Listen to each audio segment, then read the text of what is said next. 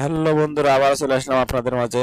সাহেব নামে গোলাম এর 9 নম্বর পর্বটি দেখানো হয়েছে যে অল্প কিছু ক্যারেক্টার নিয়ে কিভাবে একটা ইসলামিক নাটককে সুন্দরভাবে সাজাতে হয় এবং কিভাবে একটা সুন্দর নাটককে আস্তে আস্তে অনেকগুলো পর্বে রূপ দিতে হয় সেটাকে দেখানো হয়েছে।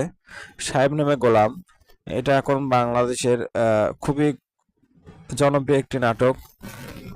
এই নাটকে সাহেব সে হচ্ছে মূল চরিত্র এবং দেখা যাক সাহেব শেষ পর্যন্ত কি করতে পারে চেয়ারম্যান সাহেবের জন্য, এবং শেষ পর্যন্ত যারা অপরাধী ছিল সাদিয়ার খালা খালু তারা শাস্তি পায় কিনা সেটা দেখার জন্য অনেক অনেক দর্শক গভীর আগ্রহে বসে আছে।